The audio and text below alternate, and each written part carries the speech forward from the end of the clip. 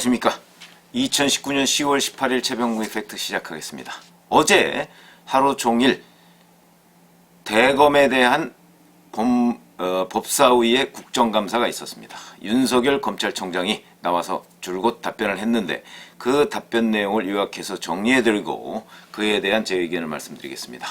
우선 어제는 간단하게 설명을 하면 조국 수사와 관련한 과거와 현재와 미래에 대해서 윤석열 검찰총장이 답변했습니다. 우선 과거, 자 조국 수사를 누가 시작을 했느냐, 그런 부분에 관한 여야 의원들의 질문이 계속해서 쏟아졌는데 그 중에 핵심 내용은 그겁니다. 이런 종류의 사건은 제 승인과 결심 없이는 할 수 없다. 이게 이제 총장이 지시했냐 뭐 이렇게 나오니까 제 승인과 결심 없이는 할 수 없다. 그러니까 내가 승인하고 내가 결심했다 이런 얘기죠. 그 다음에 자 지금 뭐 대검에서 이 수사를 너무 시시콜콜이 지휘하고 있다 이런 얘기도 있다. 그러면서 심지어는 한동훈 반부패부장이 뭐 JK라는 그 카카오톡 단체 카톡방을 만들어서 거기에서 수사 정보를 공유해가면서 뭐 하나하나 전부 다 해서 실질적인 수사 지휘자가 한동훈 부장 아니냐 뭐 이런 그 질문도 하더라고요. 그 부분에 관해서도 윤석열 검찰총장은 일선청과 대검이 서로 협의를 해서 하고 있다. 그러나 대검이 뭐 시시콜콜하게 지시를 하느냐 아니면 일선청이 어떻게 하느냐 하는 그런 걸 누가 먼저 했는지 뭐 이런 부분에 대해서는 밝히지 않겠다 이렇게 얘기를 했습니다. 그러니까 과거와 관련해서는 내가 다 승인하고 결재하고 하는데 그렇다고 해서 뭐 대검이 시시콜콜하게 하느냐 뭐 이런 것까지 우리가 정말 시시콜콜하게 밝히지는 않겠다 뭐 이런 얘기로 보입니다.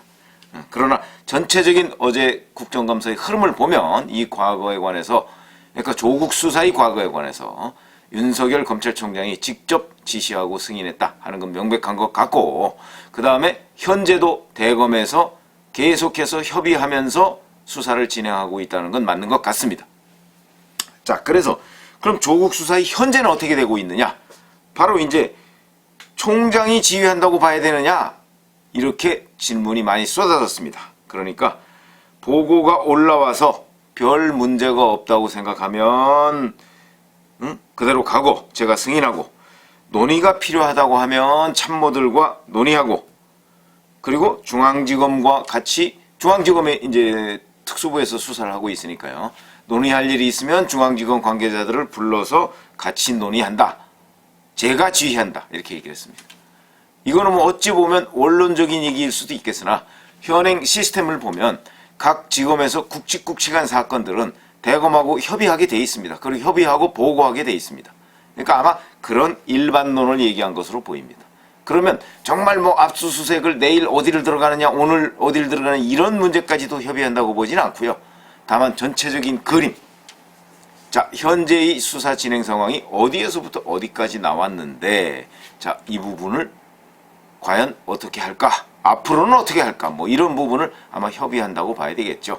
그래서 이 수사 진행 상황의 현재에 관해서 윤석열 검찰총장이 특별히 새로운 얘기를 한 거는 없는 것으로 보입니다. 다만 일반적인 원칙을 얘기했다는 것이죠. 근데 여기에도 뭐 곳곳에 하여튼 뭐 제가 지휘한다는 부분은 들어가 있습니다. 그러니까 대검이 서울중앙지검의 조국 수사에 관해서 상당히 깊이 있게 지휘를 하고 있고 관여를 하고 있다는 사실만은 틀림없는 것 같다. 이렇게 말씀을 드릴 수가 있겠습니다. 자, 이제 더 중요한 것은 조국 관련 수사의 미래입니다. 앞으로 어떻게 될 것이냐. 이 부분에 관해서도 그 윤석열 검찰총장이 뭐 다 얘기한 건 아니지만 짐작이 될 수 있을 정도로 얘기를 했습니다. 우선 첫 번째, 자 수사에 성과가 없는 것이 아니냐 이런 지적을 여당 의원들이 했습니다. 성과가 없는 것 아니냐. 엄밀하게 따지면 사실 성과가 드러난 게 없는 것이죠. 그런데 그 부분에 관해서 윤석열 검찰총장은 이렇게 얘기했습니다. 성과가 없는 것이 아니다. 우리가 밝히지 못할 뿐. 이런 개념입니다. 왜냐하면 여기에서 잘못 넘어갔으면 여권이 그렇지 않아도 피의사실 공표 문제를 얼마나 집요하게 물고 늘어지고 있습니까? 그거를 아마 유도 질문을 하려고 했던 것이 아닌가 싶은 생각이 드는데, 그래도 윤석열 검찰총장이 이 부분에 관해서 답변을 비교적 영리하게 했습니다. 무슨 얘기냐면, 자, 결과가 없는 게 아닌데 그럼 왜 성과가 없는 것처럼 보이냐는 부분에 대해서 그만큼 우리가 조사한 결과에 대해서 잘 틀어막고 있기 때문이다. 보안 유지를 잘하고 있기 때문이다. 그러니까 피의사실 공표 걱정하지 말라. 이런 얘기를 하고 있는 겁니다.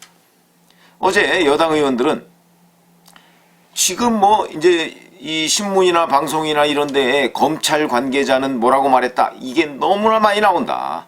이거 실질적으로 다 검찰 관계자들이 흘려준 거 아니냐. 이런 식의 주장을 굉장히 많이 했습니다. 온종일 했습니다. 거기에 대해서 윤석열 검찰총장은 직접적인 답변을 하지 않았습니다. 왜 그러냐면 검찰 관계자라는 것은 검찰하고 관계가 있는 사람이라는 뜻은 저도 기자를 했습니다마는 이게 사실 좀 표현이 애매합니다. 검찰에서 직접 수사를 담당하고 있는 사람인지 아니면 변호사도 검찰 관계자입니다. 왜냐하면 관련 사건을 변호하고 있으니까. 그리고 거기에 예를 들어서 브로커가 있다. 사건 브로커가 있다 그러면 그 사람도 검찰 관계자입니다. 그러니까 관계자라는 개념은 좀 모호하죠. 그래서 아마 검찰로서는 충분히 빠져나갈 수 있는 대목이다. 그런데 윤석열 검찰총장은 그렇게 직접적인 답변을 하지 않는 대신에 자, 우리가 성과가 있는데 이 성과가 드러나지 않는 것은 우리가 그 성과를 과거처럼 이라는 표현을 하지 않았지만 기자들한테 설명을 제대로 안 하기 때문이다. 그러니까 보안 유지를 잘하고 있기 때문이다. 라는 식으로 답변을 했습니다. 그러면서 보안각서를 받는다 이런 얘기도 했는데 보안각서야 과거에도 받았죠. 어찌됐든 간에 성과가 있다. 그러면서 곧 드러나게 될 것이다. 이런 식으로 얘기를 했습니다. 드러나게 되겠죠. 왜 그러냐면 정경심 교수에 대한 구속영장을 만약 청구한다면 그 청구할 때 영장 청구서에 이유가 나올 것이고 그리고 기소한다면 또 기소하는데 공소장이 나올 것이기 때문에 아마 곧 성과가 드러날 것이다. 그런데 물론 공소장에 숨기는 부분도 있을 것이라고 저는 봅니다. 그건 이제 재판에 대비해서 그런 것인데 어찌됐든 간에 이와 관련해서 이 문서 위조, 사문서 위조 부분에 관해서는 오늘 공판 준비 기일이 열립니다. 그러니까 이 공판 준비 기일은 사실 검찰과 정경심 교수 측이 다 연기해달라 이렇게 얘기를 했는데 재판부에서 받아들이지 않았습니다. 그 바람에 오늘 공판 준비 기일이 이제 열리긴 하는데 준비 기일에는 정경심 교수는 나오지를 않죠. 변호인하고 검찰 측만 나가서 아마도 왜 연기해달라고 그랬는데 왜 받아들이지 않았느냐. 우리 이 재판 준비가 덜 돼 있다. 이런 얘기를 계속 할 것으로 보입니다. 아마 그런 공방만 하다가 끝나겠죠. 그 공판 준비 기일 앞으로 한 번이나 정도 더 갖고 이제 본격적으로 재판을 시작할 것으로 보입니다.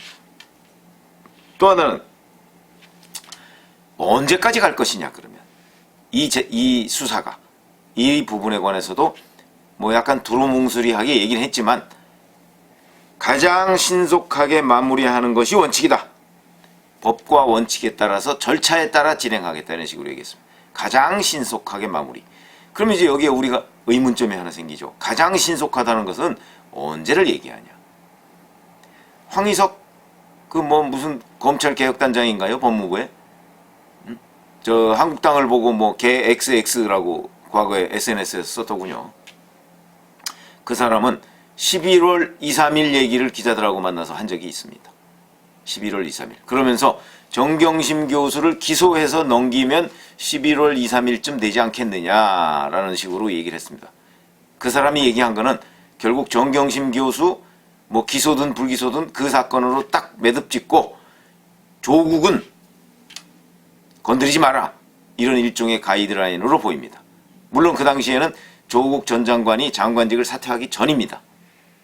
그러니까 법무부에서는 11월 2, 3일 정도를 마지노선으로 보고 있구나 하는 걸 우리가 엿볼 수 있는 대목이죠. 그런데 윤석열 검찰총장은 그런 시기에 관해서 물론 언급할 수도 없겠지만 하여튼 가장 신속하게라고 얘기했는데 여기에 조국이 포함되느냐 포함되지 않느냐 이게 이제 쟁점인데 그 부분은 현재로서는 단정적으로 얘기할 수 없지만 가장 신속하게 마무리라는 부분에 대해서 저는 조국도 포함되어 있다. 이렇게 분석을 하고자 합니다. 왜 그러냐면 현재와 같은 상황에서 자 동양대 최성해 총장한테 전화할 때 본인이 전화를 바꿨죠.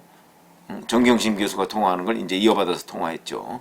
그 다음에 방배동 압수수색할 때 또 본인이 정경심 교수의 전화를 받아가지고 담당 검사하고 통화를 했죠. 이런 것들 다 증거인멸 혐의가 있고 증거인멸의 뭐 일종의 공범으로 될 가능성도 있고 그 다음에 기타 이제 조카인 조범동 씨나 뭐 이런 사람들하고의 연관관계 그리고 조범동이 외국에 도피하고 있을 당시에 웰스 CNT 최모 대표하고 통화하는 과정에서 자 이게 자금 흐름이 드러나면 바로 이해충돌 문제가 발생한다 라고 얘기했을 때 그 이해충돌은 당시 조국 민정수석과 이해충돌입니다.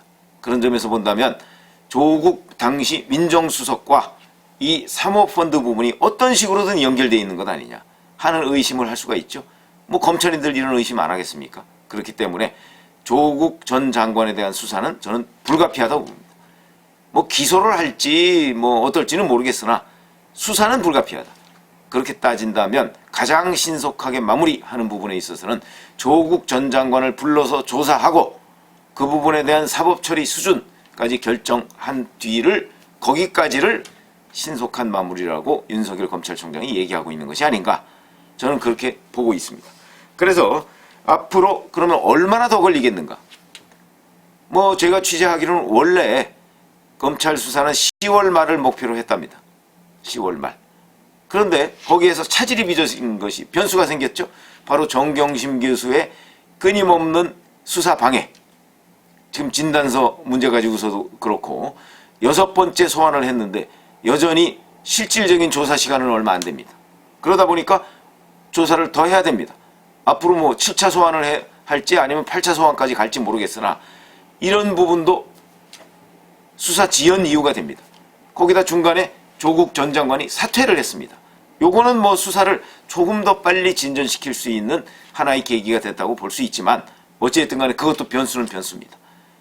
그 다음에 여권에서 문재인 대통령이 바로 엊그제 김호수 법무차관과 이성윤 검찰국장을 불러서 이것도 부당한 일입니다만 불러서 자 검찰개혁을 법무부 차원에서 할 수 있는 거는 10월 말까지 빨리 해라 이렇게 얘기를 했습니다. 그거는 무슨 얘기냐면 검찰 수사를 압박하라는 얘기로 보입니다.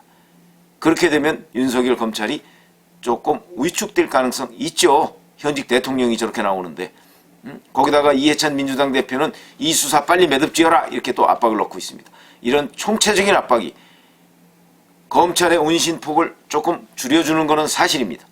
그러나 그렇다고 해서 이 속도를 완급은 가능하지만 어느 한쪽을 뚝 잘라서 아 여기까지밖에 우리 못하겠다라고 손드는 일은 지금 현재의 진단으로 보면 없을 것으로 보입니다. 그렇다면 10월 말까지가 당초 목표였지만 그동안에 정경심 교수가 계속 수사 지연 방해 행위를 하고 이런저런 거를 종합해 볼 때는 11월까지 넘어갈 것이다. 그럼 11월 2, 3일? 그건 아니고 그거보다 더 넘어갈 가능성이 높다. 저는 그렇게 봅니다. 그래서 아무리 신속하게 마무리한다고 할지라도 아마 11월 초반까지는 가지 않겠나. 그리고 조국 전 장관도 소환 조사를 할 텐데 물론 비공개 소환이겠죠. 할 텐데 뭐 기소 여부는 조금 더 두고 봐야 되는 것 아닌가. 본인의 답변이 어차피 뭐 부인이긴 하겠지만 어찌됐든 간에 그동안에 조국 전 장관의 관여 여부에 관해서 검찰이 어느 정도 파악했는지를 지금 취재로서는 드러나지가 않습니다. 그런 것들을 종합적으로 검토한 다음에 기소 여부를 결정하지 않을까 이렇게 생각을 합니다. 그래서 11월 초반 정도까지는 아마도 예상컨대 이 수사가 마무리되지 않겠는가 이런 생각을 합니다. 감사합니다.